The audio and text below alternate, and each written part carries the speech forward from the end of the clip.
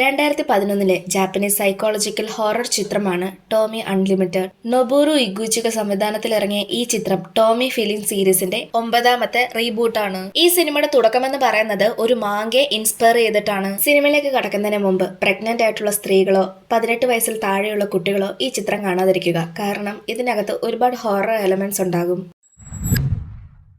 സിനിമയുടെ തുടക്കത്തിൽ തന്നെ 3 പെൺകുട്ടികളെയാണ് കാണിക്കുന്നത്. അതിൽ ആദ്യത്തെ ആളുടെ പേര് സുക്കിക്കോ എന്നും രണ്ടാമത്തെ ആളുടെ പേര് യോഷി എന്നുമാണ്.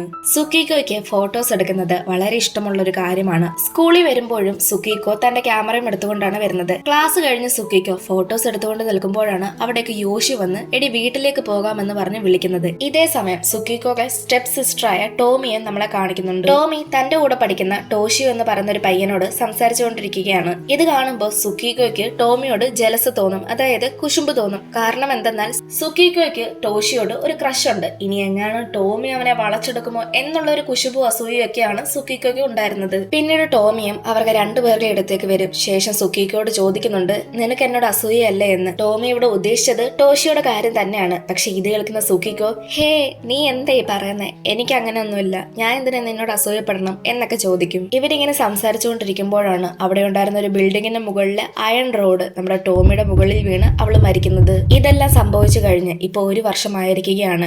തന്റെ മുൻപിൽ വെച്ച് നടന്ന ഈ ഒരു സംഭവം ഇപ്പോഴും സുക്കിയുടെ കൺമുൻപിൽ തന്നെ ഉണ്ട്. അന്ന് ടോമിയുടെ ബർത്ത്ഡേ ആയിരുന്നു. പക്ഷെ അതിന് ടോമി ഉണ്ടായിരുന്നില്ല. അവര് എല്ലാ വർഷത്തെ പോലെ ബർത്ത്ഡേ കേക്ക് ഒക്കെ വാങ്ങിച്ചു വെച്ച് അവിടെ അവളുടെ ഓർമ്മയിൽ ഇരിക്കുകയാണ്. ഈ സമയമാണ് സുക്കിക്കോ വീടിന്റെ ഫ്രണ്ട് ഡോറിൽ ആരോ വന്ന് നിൽക്കുന്നത് കാണുന്നത്. സൂക്ഷിച്ചു നോക്കുമ്പോൾ അത് ടോമിയാണ്. പക്ഷെ അങ്ങനെ സംഭവിക്കാൻ ഒരു വഴിയുമില്ല. കാരണം ടോമി ഇപ്പൊ മരിച്ചിട്ട് 1 വർഷമായിരിക്കുകയാണ്. പിന്നീട് എങ്ങനെയാണ് ടോമി വീണ്ടും ജീവനോട് വന്നത് എന്ന് സുക്കിക്കോയെ ആശങ്കപ്പെടുത്തി. എന്നാൽ അവളുടെ പേരൻസോ റിയാലിറ്റി മനസ്സിലാക്കാതെ ടോമി ആണെന്ന് പറഞ്ഞു വന്ന ആ ഒരു പെൺകുട്ടിയെ കെട്ടിപ്പിടിച്ച് കരയുകയും വളരെ നല്ല രീതിയിൽ ഉള്ളിലേക്ക് സ്വീകരിക്കുന്നുമുണ്ട്. പക്ഷെ ഇപ്പോഴും സുക്കിക്കോയ്ക്ക് ഇത് വിശ്വസിക്കാൻ പറ്റുന്ന കാര്യമായിരുന്നില്ല. മാത്രമല്ല ഇപ്പൊ ടോമി വളരെ വിയേർഡ് ആയിട്ടാണ് പെരുമാറുന്നത്.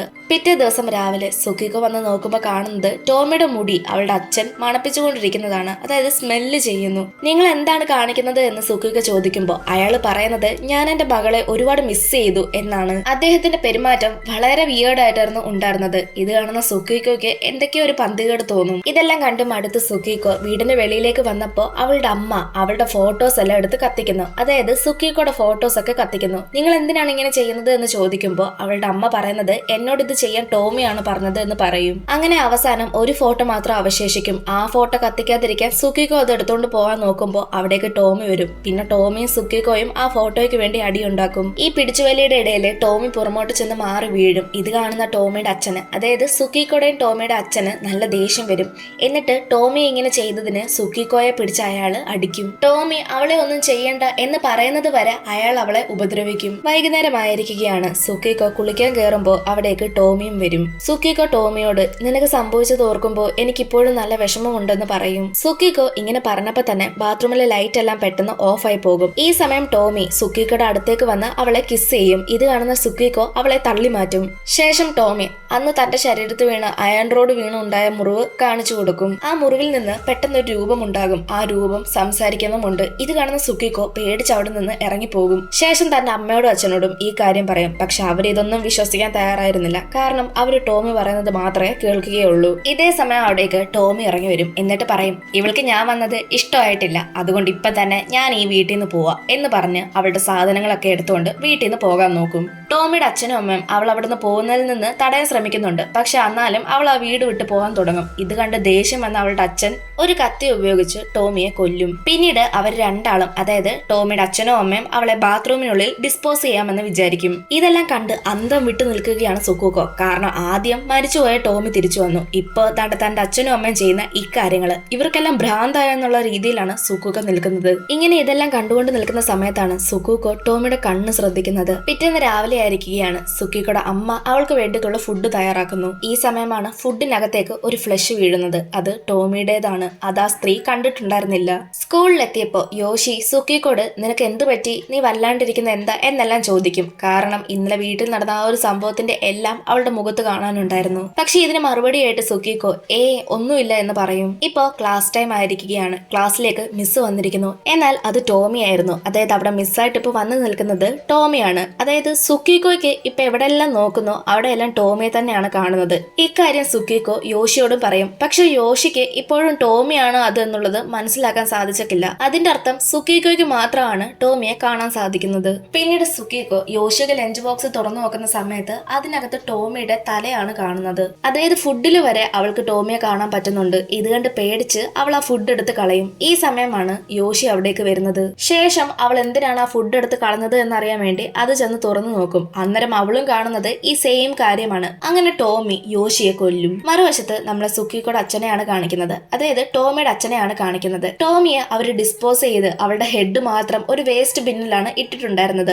ആ വേസ്റ്റ് ബിന്നിൽ നിന്ന് ടോമിയുടെ തല എഴുന്നേറ്റ് വരും. എന്നിട്ട് അയാളോട്, ഞാൻ ഇപ്പോഴും ജീവനോടെ ഉണ്ട്, പക്ഷേ എനിക്കൊരു ശരീരം വേണം, അതിന് നിങ്ങളുടെ ഭാര്യയെ പോയി കൊല്ലുമെന്ന് പറയും. അടുത്ത സീനില് നമ്മളെ സുക്കിക്കോയെയും ടോഷിയുമാണ് കാണിക്കുന്നത്. ടോഷിയോ ഇങ്ങോട്ട് വന്ന് സുക്കിക്കോയോട് മിണ്ടും. എന്നിട്ട് കുറെ കാര്യങ്ങളൊക്കെ സംസാരിക്കുന്നുണ്ട്. ആ കൂട്ടത്തില് അവരുടെ ജൂഡോ ക്ലബിന്റെ പിക്ചേഴ്സ് ഒക്കെ സുക്കിക്കോയോട് എടുക്കാൻ പറയും. കാരണം അവളുടെ കൈ മാത്രമാണ് ആ സമയത്ത് ക്യാമറ ഉള്ളത്. ഇങ്ങനെ പിക്ചേഴ്സ് എടുത്തുകൊണ്ടിരിക്കുന്ന സമയത്ത് അവിടേക്ക് ടോമി വരും. ടോമി വന്നിട്ട് അവരോടൊക്കെ ഫൈറ്റ് ചെയ്യാൻ പറയും. എന്തുകൊണ്ടെന്ന് അറിയില്ല, ടോമി പറയുന്നതെല്ലാം അവർ കേൾക്കും. മാത്രമല്ല പിന്നീട് ടോമിയും അവരോടൊപ്പം ഫൈറ്റിന് ചേരും. അവസാനം ടോഷിയോയായിട്ടും ടോമി ഫൈറ്റ് ചെയ്യും. ഫൈറ്റ് ചെയ്ത് അവനെയും കീഴ്പ്പെടുത്തും. ടോഷിയോയ്ക്ക് ടോമിയെ തിരിച്ചറിയാൻ കഴിഞ്ഞിട്ടില്ല. എന്തായാലും ഇപ്പൊ ടോമി ടോഷിയെ കിസ് ചെയ്യും. ഇത് സഹിക്കാൻ പറ്റുന്നതിലേറെയായിരുന്നു സുക്കിക്കോയ്ക്ക്. പിന്നീട് സ്കൂൾ വിട്ടതിന് ശേഷം സുക്കിക്കോ ടോമിയോട് വന്നിട്ട്, നീ ആരാണ്, നിനക്ക് എന്താണ് വേണ്ടത് എന്നെല്ലാം ചോദിക്കും. ഇതിനൊന്നും അവൾ മറുപടി പറയില്ല. ശേഷം ടോമി പറയും, മര്യാദയ്ക്ക് ടോഷിയുടെ അടുത്ത് നിന്ന് മാറി നിന്നോണമെന്ന്. മറുവശത്ത് സുക്കിക്കോ വീട്ടിലെത്തുമ്പോൾ കാണുന്നത് എന്തെന്നാൽ ടോമിയുടെ ഹെഡ് ഒരു പ്ലാന്റ് പോലെ വളർന്ന് ഒരു പോട്ടിനുള്ളിൽ വെച്ചിരിക്കുകയാണ്. മാത്രമല്ല അവളുടെ അച്ഛൻ അവളുടെ അമ്മയെ കൊന്നിരിക്കുന്നു. ശേഷം ടോമി പറയുന്നതൊക്കെ എടുത്ത് ആഹാരമായി അവളുടെ അച്ഛൻ കൊടുക്കുന്നു. പിറ്റേ ദിവസം സ്കൂളിൽ സുക്കിക്കോ ക്ലാസ്സിലേക്ക് പോകുന്ന സമയത്ത് ടോമിയും ടോഷിയും ഒന്നിച്ചു പോകുന്നതാണ് കാണുന്നത്. ഇത് കാണുന്ന സുക്കിക്കോയ്ക്ക് ഇതൊന്നും തീരെ ഇഷ്ടപ്പെടുന്നില്ല. ശേഷം സുക്കിക്കോ സ്കൂളിലെ റൂമിലേക്ക് പോകുമ്പോൾ അവിടെ യോഷിയെ കാണുന്നു. നമുക്കറിയാം യോഷി ഓൾറെഡി മരിച്ചതാണ്. എന്നാൽ അവളും ഇപ്പോൾ ടോമിയെ പോലെ ആയിരിക്കുകയാണ്. അന്ന് ബാത്റൂമിൽ വെച്ച് ടോമിയുടെ ശരീരത്ത് കണ്ട അതേ ഒരു സാധനം ഇവളുടെ കഴുത്തിലുമുണ്ട്. ഇത് കണ്ട് പേടിച്ച് സുക്കിക്കോ ടോഷിയുടെ ഫ്രണ്ട്സിന്റെ റൂമിലേക്ക് കയറി പോകും. എന്നാൽ ആ ചെക്കന്മാരോ ഒരുമാതിരി വെളിവില്ലാത്ത പോലെയായിരുന്നു ഇരുന്നത്. അതുകൊണ്ട് അവൾ അവിടെ നിന്ന് പോകും.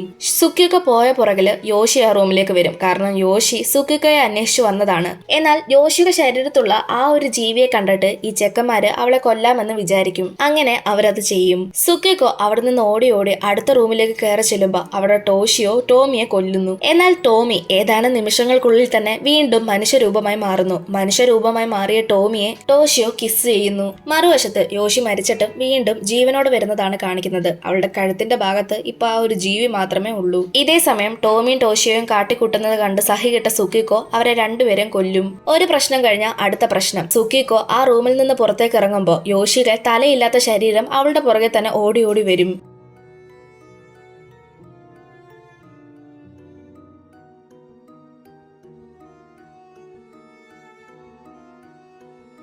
എന്നാൽ അവിടുന്നും രക്ഷപ്പെട്ട് ടോഷിയുടെ ഫ്രണ്ട്സ് ഉണ്ടായിരുന്ന റൂമിൽ വന്ന് കയറിയപ്പോൾ അവിടെയും ടോമി. ഇപ്പോൾ സുക്കിക്കോയുടെ ചുറ്റും പ്രേതങ്ങളാണ്. അതായത് യോഷിയുടെ പ്രേതം, അതുപോലെ ടോമിയുടെ പ്രേതം, അതുപോലെ ടോമിയുടെ തല മാത്രം. അങ്ങനെ മുഴുവൻ വിയേർഡായിട്ടുള്ള കുറെ കാര്യങ്ങളാണ് ഉള്ളത്. പെട്ടെന്ന് സുക്കിക്കോ കണ്ണു തുറക്കും. കണ്ണു തുറക്കുമ്പോൾ അവൾ വീട്ടിൽ തന്നെയാണ് ഉള്ളത്. അതായത് ഇപ്പൊ ഈ കണ്ടതെല്ലാം ഒരു സ്വപ്നം പോലെയായിരുന്നു. പക്ഷേ രാവിലെ എഴുന്നേറ്റ് തന്റെ അച്ഛന്റെ അമ്മയുടെ അടുത്തേക്ക് വരുമ്പോൾ അവളുടെ അച്ഛൻ കഴിക്കുന്നത് മനുഷ്യന്റെ മുടിയാണ്. അത് മാത്രമല്ല ഏതാനും നിമിഷങ്ങൾക്കുള്ളിൽ തന്നെ അവളുടെ അമ്മയുടെ തല തിരിഞ്ഞു പോകും. എന്നിട്ട് അവർ രണ്ടാളും സുക്കിക്കോയെ കൊല്ലാൻ ശ്രമിക്കും. പക്ഷെ അവിടെ നിന്ന് സുക്കിക്കോ വേറൊരു റൂമിലേക്ക് ഓടിപ്പോകും. അവിടെ നോക്കുമ്പോഴോ ടോമിയുടെ പ്രേതാത്മാവ് ഒരു ഡോറ് വഴി നോക്കുന്നത് പോലെ കാണാൻ പറ്റും. മാത്രമല്ല വീടിനകത്ത് ടോമിയുടെ തല കൊണ്ടുള്ള പഴുതാരകളെയും കാണാൻ പറ്റും. അതെല്ലാം അവളുടെ അച്ഛനെയും അമ്മയും കൊല്ലും. പിന്നീട് ആ വീടിനുള്ളിൽ ടോഷിയോയും യോഷിയും കാണും. എന്നാൽ സുക്കിക്കോക്ക് അറിയാമായിരുന്നു അവരെല്ലാം ഓൾറെഡി മരിച്ചവരാണ്. ഇതിപ്പോ ഉള്ളത് അവർക്ക് പ്രേതാത്മാവാണെന്നുള്ളത്. പക്ഷേ സുക്കിക്കോ വളരെയധികം വിയേർഡായിട്ടുള്ള കാര്യങ്ങളാണ് കാണുന്നത്. അതായത് യോഷിയെ ആ ഒരു പഴുതാര പിടിച്ചുകൊണ്ട് പോകുന്നതും. ഇതെല്ലാം കണ്ട് സുക്കിക്കോ വേറെ ഒരു റൂമിലേക്ക് കയറുമ്പോൾ അവിടേക്ക് വീണ്ടും ടോമിയുടെ ആത്മാവ് വരും. ടോമിയുടെ ആത്മാവ് കതവിനുള്ളിലൂടെ അവളെ നോക്കുകയാണ്.